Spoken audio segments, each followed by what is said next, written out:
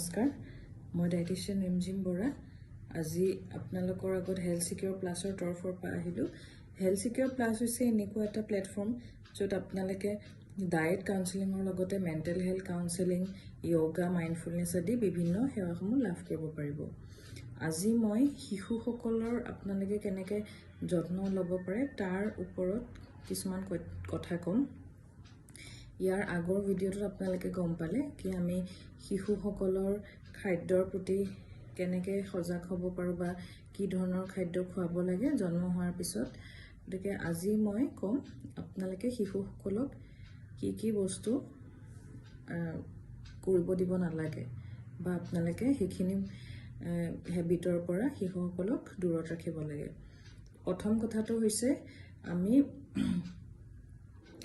শিশু এটা জন্ম হোৱাৰ 2 বছৰলৈকে কেতিয়াও শিশুটিক স্ক্ৰীন যোনটো আমি কম্পিউটাৰ মোবাইল বা টিভি আদি স্ক্ৰীনৰ আগত আমি খাদ্য খোৱা হওক বা তেওঁলোকক দেখুওৱা হওক এইবোৰ আমি কৰিব নালাগে মানে আমি সম্পূৰ্ণ স্ক্ৰীন মুক্ত কৰি ৰাখিব লাগে শিশু এটাক 2 বছৰলৈকে যিহেতু 2 বছৰলৈকে শিশু এটাৰ মানসিক বিকাশ ঘটিয়ে থাকে গতিকে এই স্ক্ৰীন যদি আমি দি দিওঁ তেতিয়াহ'লে যিখিনি বিকাশ হ'ব লাগিছিলে সেইখিনি নহ'বগে তাৰ পিছত আমি চেনি আৰু নিমখ এই বস্তুকেইটাৰ পৰা যিমান পাৰোঁ শিশুটিক আমি দূৰত ৰাখিব লাগে 1 বছৰৰ তলততো আমি শিশুটিক চেনি নিমখ দিবই নালাগে তাৰ পিছত আমি লাহে লাহে নিমখটো খাদ্যত আৰম্ভ কৰিব পাৰোঁ কিন্তু যিবোৰ বাহিৰা বস্তু প্ৰসেস ফুড যেনেকৈ চিপছ হওক বা আজিকালি ফাষ্ট ফুডবোৰ ওলাইছে সেই বস্তুবোৰৰ পৰা যিমান পাৰোঁ আমি দূৰত ৰাখিব লাগে যিহেতু সেইবোৰত প্ৰচুৰ পৰিমাণৰ চেনি নিমখ আদি দিয়া যায় তাৰ পিছত 6 মাহলৈকে যিহেতু মাকৰ গাখীৰে খুৱাই থাকিব লাগে আমি বহুত ক্ষেত্ৰত দেখা পাওঁ কি টপ ফিডিং কৰায় গতিকে টপ ফিডিংটো আপোনালোকে নিজে ইচ্ছামতে কেতিয়াও নকৰিব আপোনালোকে সদায় ডক্টৰক কনচাল্ট কৰিহে কৰাব কাৰণ কি কিছুমান ক্ষেত্ৰত কি দেখা যায় মাকবোৰৰ ধৰক কিবা কাৰণত গাখীৰ কমি যোৱা দেখা যায় বা কেতিয়াবা এইটো সাইকোলজিক্যালো হ'ব পাৰে কি মাকে ভাবিব পাৰে কি মোৰ গাখীৰ কম হৈ আছে কিন্তু আপোনাৰ শিশুটিয়ে যদি দিনটোত 8-12তকৈ বেছি পেচাব কৰি আছে তেতিয়াহ'লে শিশুটিয়ে আপোনাৰ গাখীৰ ঠিক পৰিমাণতে পাই আছে তাৰ পিছত আহিলে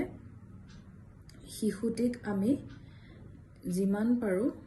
এটা বয়সৰ পিছত নিজে খাবলৈ দিব লাগে যেতিয়া শিশুটি 2 বছৰমান হয় তেতিয়াই আমি বা 1.5 বছৰমানৰ পৰাই আমি তেওঁলোকৰ যাতে হাতৰ যোনটো গ্ৰাস্প বুলি কওঁ গতিকে গ্ৰাস্পটো যাতে আহে সেইটো কাৰণে আমি শিশুটিক খাবলৈ দিব লাগে বা চামুচ আদি ধৰিবলৈ দিব লাগে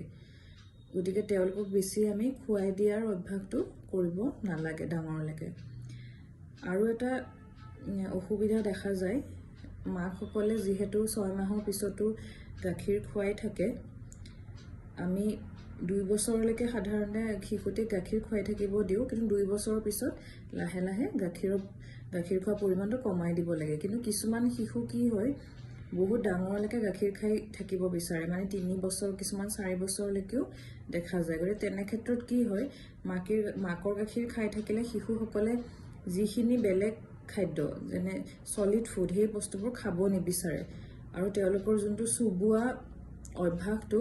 সেইটো ফৰ্ম নহয় গতিকে তেওঁলোকে চুবাব নিবিচাৰে সকলো বস্তু লিকুইডত লাগে গতিকে সেই অভ্যাসটো বেয়া অভ্যাসলৈ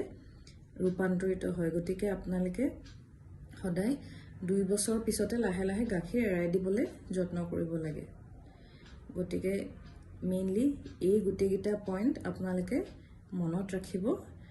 আৰু শিশুটিক যিমান পাৰে এই বস্তুকেইটাৰ পৰা দূৰত ৰাখিবলৈ যত্ন কৰিব গতিকে আজিলৈ ধন্যবাদ জনাইছোঁ থেংক ইউ